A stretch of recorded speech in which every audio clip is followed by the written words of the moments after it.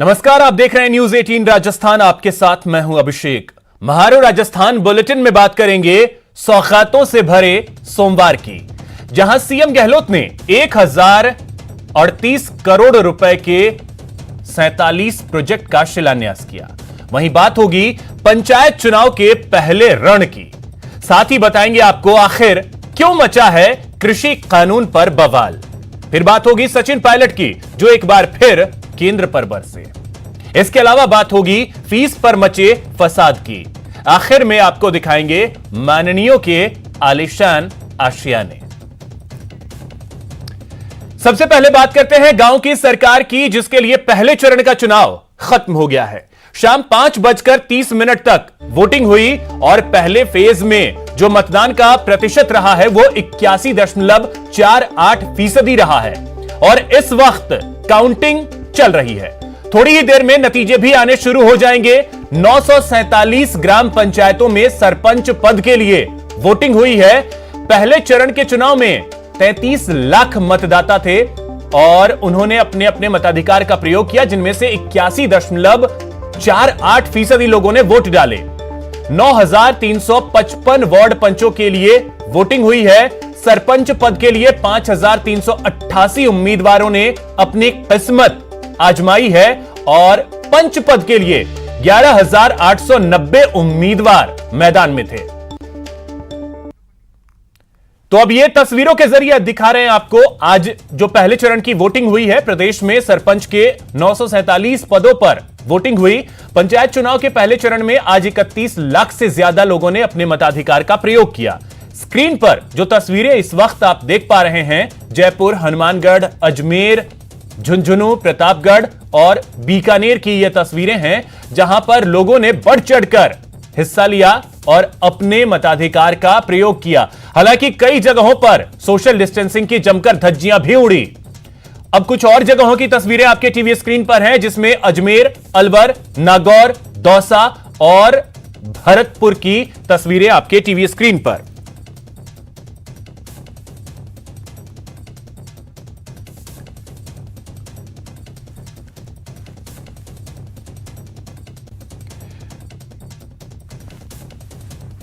तो ये तस्वीरें जो हैं हम अलग अलग जगहों की आपको दिखा रहे हैं।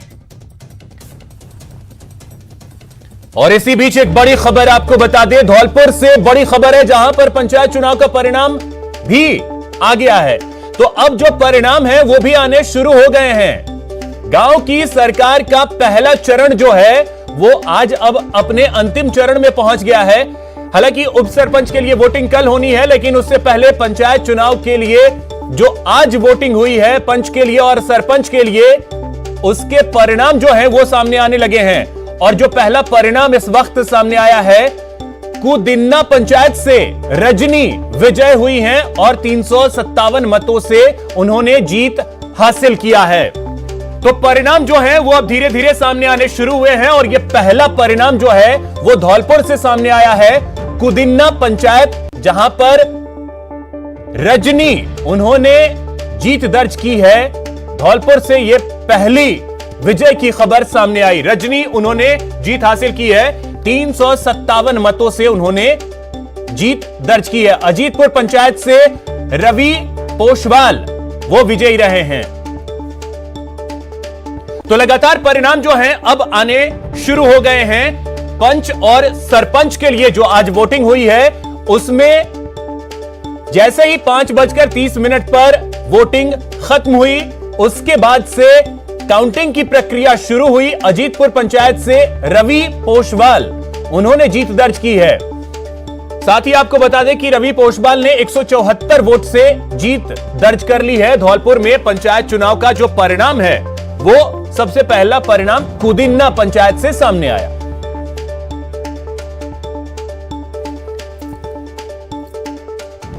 तो इस वक्त प्रेम मीणा हमारे सहयोगी अधिक जानकारी के साथ इस वक्त सीधे जुड़ रहे हैं।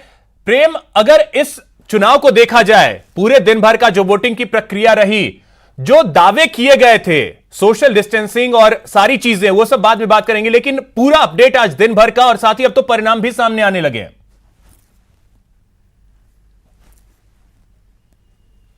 बिल्कुल अभिषेक जी, आपने सही कहा। अब परिणाम भी आने शुरू हो गए हैं। राज्य निर्वाचन आयोग के अनुसार 5:30 बजे तक करीब 82% मतदान हुआ है और लोकतंत्र के महापर्व में ग्रामीण मतदाताओं ने बढ़ चढ़ कर हिस्सा लिया है। अभी भी फाइनल आंकड़े आने बाकी है। कई मतदान केंद्र है जहां मतदाता अपनी वोटिंग का इंतजार कर रहे हैं।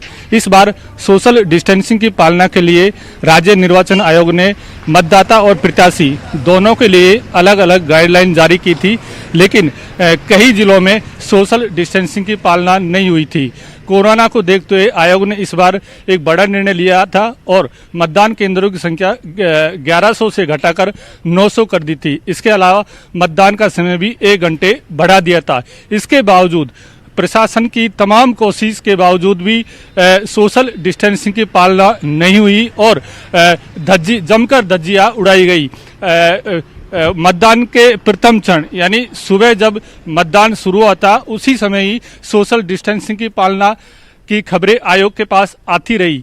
आयोग ने एक्शन लिया। इसके बाद संबंधित जिला कलेक्टर एसपी मौके पर गए और मतदाताओं को समझाया। इसके बाद ही सोशल डिस्टेंसिंग की पालना हो सकी। फिलहाल फाइनल आंकड़े आने जारी है। कई मतदान केंद्र हैं वहां वोटिंग की प्रक्रिया चल रही है। मैं आपको बताना चाहूंगा एक और सबसे बड़ा चुनाव, बिल्कुल एक और चीज अगर प्रेम में आपसे जरा सा समझो, जिस तरीके से मतदान प्रतिशत सामने आया है, करीब 82 से 83% अगर हम देखें तो मतदान हुआ है। यह कितना सकारात्मक लगता है इस कोरोना के बाद? अगर प्रदेश में कहें तो पहला इतना बड़ा चुनाव हुआ है, वो कितना सकारात्मक रहा? देखिए अभिषेक जी, अब मैं आपको बताना चाहूंगा, स्थानीय इस पर ग्राम पंचायत के चुनाव को लेकर हमेशा ही उत्सुकता बनी रहती है। कोरोना गाइडलाइन के बाद भारी संख्या में मतदान होना इस बात का संकेत है कि हमारे जो ग्रामीण मतदाता है वो लोकतंत्र के प्रति रुचि रखते हैं और लोकतंत्र के महापर्व में बढ़ चढ़कर अपनी हिस्सेदारी अदा करते हैं। जहाँ तक मतदान का प्रतिशत है तो हम आपको बताना चाहेंगे, इससे पहले जिन ग्राम पंचायतों के चुनाव हुए थे वहां भी मतदाताओं ने बढ़ चढ़कर हिस्सा लिया था और करीब 90% के आसपास वोटिंग हुई थी। मतदाता यह संदेश देना चाहता है कि भारतीय लोकतंत्र मजबूत है और उस मजबूती को बनाए रखने के लिए जो आम मतदाता है आयोग और सरकार के साथ कदम से कदम मिलाकर जुड़ा हुआ है। हम आपको बताना चाहेंगे कि कानून व्यवस्था का जो मुद्दा था वो कोरोना पर भारी पड़ गया। कानून व्यवस्था को लेकर प्रशासन ने पर्याप्त संख्या में पुलिस फोर्स तैनात की थी। इसके बावजूद भी कई जगह छुटपुट घटनाएं हुई, लेकिन ये घटनाएं ऐसी है, इसके आधार पर हम ये नहीं कह सकते कि मतदाताओं का लोकतंत्र के प्रति रुझान नहीं है। कई स्थानों पर ईवीएम मशीन की भी खराब होने की जानकारी आई। जैसे ही प्रशासन को इसकी जानकारी मिली तुरंत ही ईवीएम मशीन को सही कर दिया गया। इस आधार पर हम कह सकते हैं कि मतदाताओं ने ग्रामीण सरकार चुनने के लिए बढ़ चढ़कर भाग लिया है, जिसका वो काफी लंबे समय से इंतजार कर रहे थे। चूंकि राज्य में ग्राम पंचायत के जो चुनाव है कई बार स्थगित हो गए थे, कोर्ट के आदेश के बाद आयोग ने ये चुनाव कराने का निर्णय लिया। जी अभिषेक। बिल्कुल। अब इन सब के बीच अहम क्या हो जाता है प्रेम की, जो अभी काउंटिंग की प्रक्रिया चल रही है उसको लेकर के भी काफी ज्यादा उत्साह होता है और खास करके अब तो रुझान भी आने शुरू हो गए हैं। तो हम कितनी देर में उम्मीद करें कि सारे के सारे रुझान जो परिणाम है वो आ जाएंगे, क्योंकि अब तो कुछ जगहों के परिणाम भी आ चुके हैं।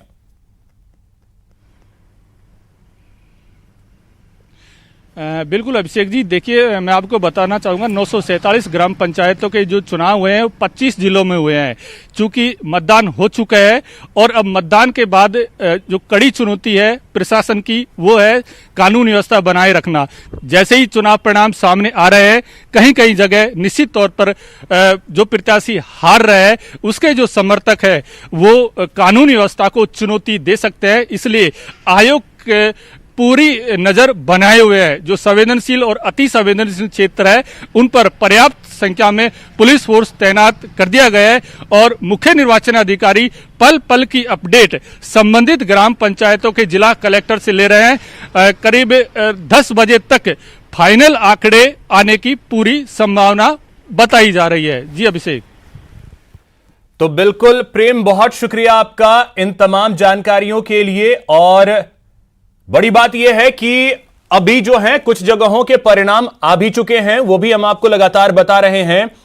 पूरे दिन भर आज उत्साह रहा वोटरों में और करीब करीब 82 से 83% लोगों ने अपने मताधिकार का प्रयोग किया और अब परिणाम आ रहे हैं।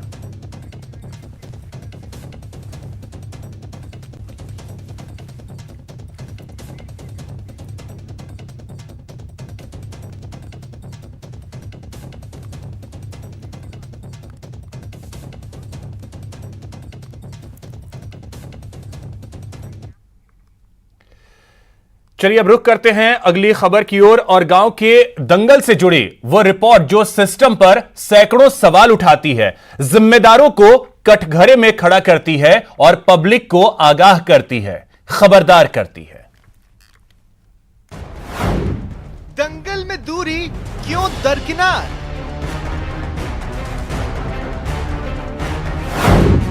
धरा रह गया प्रोटोकॉल, इंतजाम तार तार।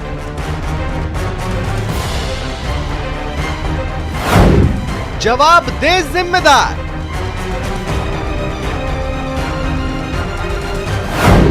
वोट बड़ा या वोटर? 4 तस्वीरें जानलेवा वायरस से बेपरवाह मतदाताओं की, हाथ पर हाथ रखकर तमाशा देखती पुलिस की, तार तार होती कोरोना प्रोटोकॉल्स की और सबसे बढ़कर कलेक्टर साहब की गफलत की। अब एक एक तस्वीर को तफसील से समझिए। जहां तक नजर वहां तक कतार। इस कतार में सोशल डिस्टेंसिंग की बात बेमानी है, चर्चा फिजूल है, लेकिन जानलेवा वायरस इस बात को नहीं समझता। एक गफलत, एक चूक जिंदगी को जोखिम में डाल सकती है। अब बताइए, आप आए हैं मतदान करने के लिए, आपको बिल्कुल सटे हुए खड़े हैं, कोई कोरोना का डर नहीं लग रहा आपको? नहीं कोरोना का डर नहीं है आपको? आप जी मानतो मैं तो काहे कोरोना को नहीं मानतो। आप बताइए, यहाँ कोई पालना नहीं हो रही सोशल डिस्टेंसिंग की, कोरोना का डर नहीं लग रहा? कोरोना का डर तो है, लेकिन ये प्रशासन की कमी है। एक तस्वीर 1000 अल्फाजों पर भारी पड़ती है, इसलिए जोधपुर के मतदान केंद्र पर उमड़ी मतदाताओं की भीड़ के पैरों तले रौंदी जा रही कोरोना गाइडलाइंस के बारे में कुछ कहने सुनने की जरूरत महसूस नहीं होती। हद तो ये है कि जिन पर मतदाताओं से प्रोटोकॉल का पालन कराने की जिम्मेदारी है, वे खुद बेबस बने नजर आ रहे हैं। यकीन नहीं तो खुद सुन लीजिए। आपस में हमारे से उलझ रहे हैं, हम इनको समझाने की कोशिश कर रहे हैं। आप देख लो, आप ये अपने आप समझ रहे हैं कि हमें परेशान करे। ये मतलब इनको अपना अपने ये समझ रहे हैं हमें परेशान कर रहे हैं। हम तो कोशिश कर रहे हैं। कई लोगों ने मास्क भी ढंग से नहीं पहन रखा है, रुमाल बांध रखा है। हम बता रहे हैं इनको सर, जो बिना मास्क के है उनको हम कह रहे हैं मास्क लगा के आओ। मतदान का उत्साह सही है, लोकतंत्र के पर्व में सभी की भागीदारी होनी ही चाहिए, पर इसके लिए जान जोखिम में डालने का क्या तुक? आखिर सरकार के दिशा निर्देशों का पालन करते हुए वोट डालने में क्या दिक्कत है? सवाल कई है जिनकी अनदेखी भारी पड़ सकती है, कोरोना की रफ्तार को बेकाबू कर सकती है। वोट डालने के लिए आदेश की अनदेखी करने वालों में भरतपुर वाले भी पीछे नहीं रहे। महिलाओं और पुरुषों में जैसे कोरोना गाइडलाइंस की धज्जियां उड़ाने की होड़ मची थी।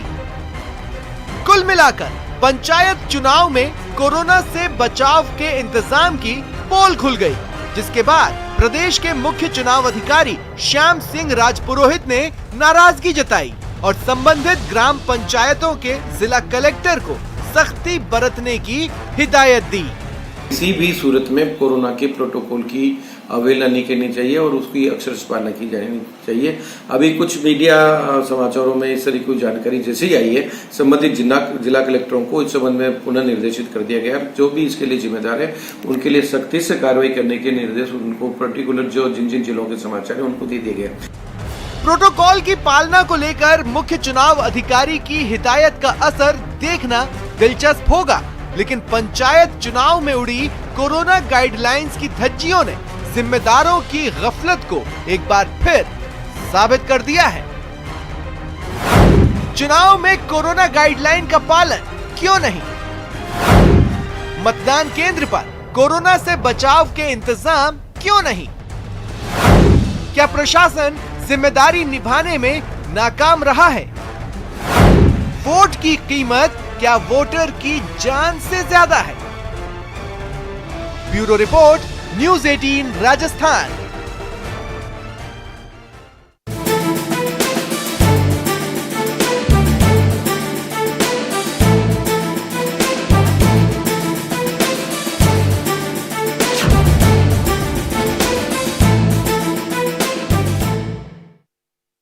ब्रेक के बाद आप माफ कीजिएगा, यहां रुकेंगे एक छोटे से ब्रेक के लिए, और ब्रेक के बाद बात होगी कृषि कानून पर कोहराम की।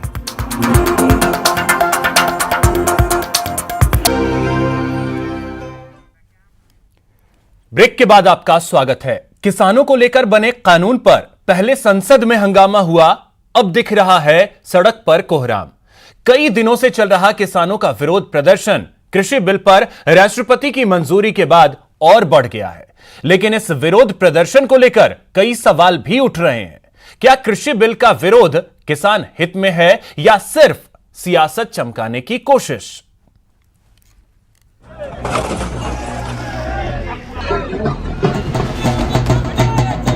किसानों के लिए आंदोलन, सियासत के लिए आंदोलन, हक के लिए सड़क पर किसान, किसानों के नाम कर्नाटक। देखिए इन तस्वीरों को, किसानों के हित के नाम पर कैसे हंगामा बरपा है। नॉर्थ से लेकर साउथ तक सड़क पर प्रदर्शन हो रहे हैं। दिल्ली में इंडिया गेट पर ट्रैक्टर चलाया गया। बारी बारी से हम इन सभी घटनाओं के बारे में जिक्र करेंगे। सबसे पहले बात कर्नाटक की। कर्नाटक के किसान नए कृषि कानून के साथ ही येदियुरप्पा सरकार की तरफ से लाए गए नए भूमि अधिग्रहण कानून का भी विरोध कर रहे हैं। सड़क पर उतरे इन किसान संगठनों के विरोध प्रदर्शन को कांग्रेस और जेडीएस ने भी समर्थन दिया है। किसान सड़कों पर क्यों है? पूरे कर्नाटक के अंदर किसान आंदोलित क्यों है? किसान के खेत और खलिहान पर हमला बोला जा रहा है। मोदी जी और येदियुरप्पा किसान के लिए हानिकारक है। रणदीप सुरजेवाला बेंगलुरु पहुंचे तो वहीं पंजाब के सीएम कैप्टन अमरिंदर सिंह पहुंच गए शहीद भगत सिंह के गांव खटकड़ कला, जहां चल रहे किसानों के धरने में भी वो शामिल हुए और किसानों को भरोसा दिलाया कि उनकी सरकार किसानों के हितों को देखते हुए अपने राज्य के कानून में संशोधन समेत सभी विकल्पों पर विचार कर रही है। कि जो भी साडे विच हिम्मत है, ਅਸੀਂ अपनी किसानी वास्ते ला देनी है। किसी को भुखे नहीं इत्थे रहन देना है, किसी को बेघर नहीं असीं करना इत्थे, जो सानू करने कहे। बता दें कि संसद में किसानों से जुड़े जो 3 बिल पास हुए हैं, उसके बाद विपक्ष ने राष्ट्रपति रामनाथ कोविंद से मुलाकात कर बिलों को लौटाने की मांग की थी, लेकिन राष्ट्रपति ने रविवार को बिलों को मंजूरी दे दी, जिसके बाद प्रदर्शनकारियों ने दिल्ली में इंडिया गेट के पास एक ट्रैक्टर जला दिया।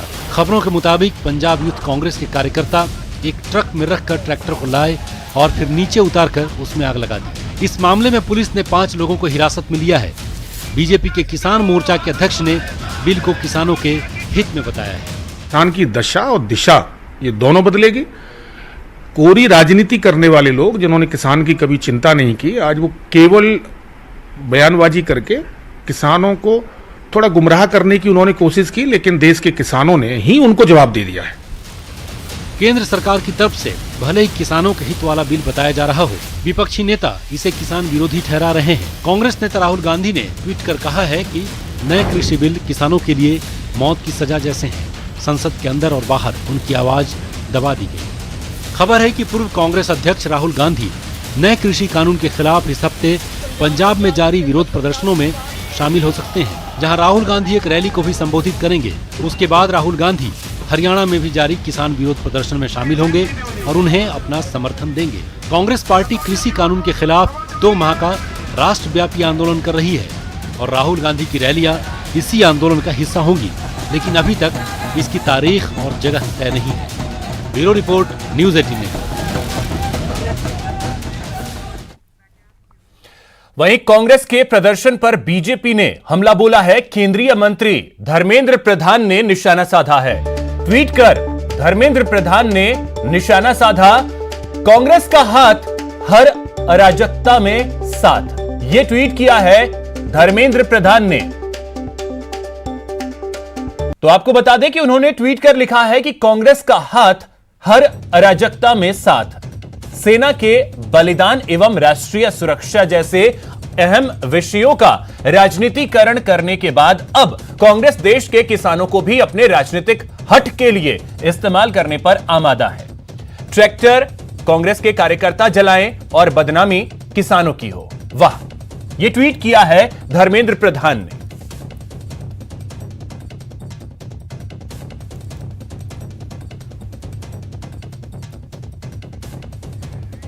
वहीं सीएम अशोक गहलोत और पीसीसी चीफ गोविंद सिंह डोटासरा आज राजभवन पहुंचे और कृषि कानून का विरोध किया और राज्यपाल को एक ज्ञापन सौंपा और नए कृषि कानूनों को वापस लेने की मांग की। राज्यपाल से मुलाकात को लेकर सीएम अशोक गहलोत ने ट्वीट किया है और ट्विटर पर उन्होंने लिखा है। आपको बता दें कि ट्वीट में मुख्यमंत्री ने लिखा है कि राजभवन पहुंचकर राज्यपाल महोदय श्री कलराज मिश्र से मिलकर राजस्थान प्रदेश कांग्रेस कमेटी की ओर से नए कृषि कानूनों को वापस लिए जाने एवं संशोधन को लेकर राष्ट्रपति महोदय के नाम ज्ञापन सौंपा है।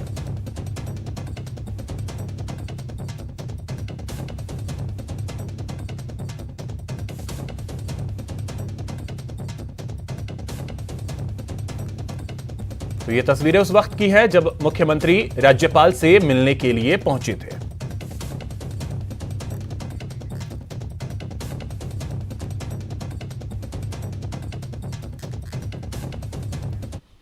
वहीं सचिन पायलट ने कृषि बिल को लेकर केंद्र पर हमला बोला है। उन्होंने कृषि कानूनों को किसानों पर अत्याचार वाला कानून बताया। उन्होंने डूंगरपुर हिंसा को भी गलत ठहराया। ये जो 3 बिल पारित किए गए थे राज्यसभा लोकसभा में, वो ऐसे विधेयक हैं जिसके माध्यम से एक बहुत घातक प्रहार देश के किसानों पर इस केंद्र की सरकार ने किया है। इसके अलावा मुझे खुशी है कि जो उदयपुर संभाग में हिंसक घटनाएं हो रही थी उस पर विराम लगा है और सरकार ने भी निर्णय लिया है कि वो सुप्रीम कोर्ट जाएंगे एसएलपी को लेकर। हिंसा किसी भी मुद्दे का समाधान नहीं हो सकता, इसलिए मैं अपील पहले भी करी, आज भी कर रहा हूं कि हर वो व्यक्ति जो अपनी मांग को मनवाना चाहता है वो कृपया करके आके संवाद करे और डिस्कशंस के माध्यम से सब समस्याओं का समाधान हो जाएगा। लेकिन हिंसा कर संपत्ति को नष्ट कर कानून को अपने हाथ में लेकर अगर कोई कार्रवाई होती है उसको कभी भी कोई एक्सेप्ट नहीं करेगा। सब खासकर उस क्षेत्र के नौजवानों से मेरा आग्रह है कि जो भी इनकी आपत्तियां हैं, चाहे भर्ती को लेकर है, बाकी मुद्दों को लेकर है, उन सब का समाधान निकल सकता है। कानून के दायरे में रहते हुए सरकार हर संभव कोशिश कर रही है कि किसी न किसी प्रकार इस समस्या का समाधान ढूंढा जा सके। ऐसा नहीं संगठन नहीं है, कमेटियां भंग करी गई थी, नए नियुक्तियां होनी हैं और जैसा प्रदेश अध्यक्ष जी ने खुद कहा कि जब चुनाव आएंगे उससे पहले हम नियुक्तियां कर देंगे। लेकिन जो निवर्तमान लोग हैं वो सब काम तो कर ही रहे हैं, पार्टी के सब कार्यकर्ता तो मौजूद हैं, नई नियुक्तियां समय रहते हो जाएंगी। जहाँ तक आपने कहा कि कार्यकर्ताओं के दम पर पार्टी सरकार में आई है, इसमें कोई असत्य नहीं है, इस बात को सब मानते हैं, स्वीकार करते हैं। और मुझे लगता है कि इसी बात को लेकर मैंने अपनी बात भी रखी है हर जगह कि भाई जो लोग मेहनतकश हैं, जिन्होंने बहुत कुछ सेवा भाव से काम किया है प्रदेश की पार्टी के प्रति, उनको उनका सम्मानजनक उनको स्थान मिलना चाहिए। यहां रुकेंगे एक छोटे से ब्रेक के लिए। ब्रेक के बाद आपको बताएंगे सीएम गहलोत ने क्या क्या दी सौगात।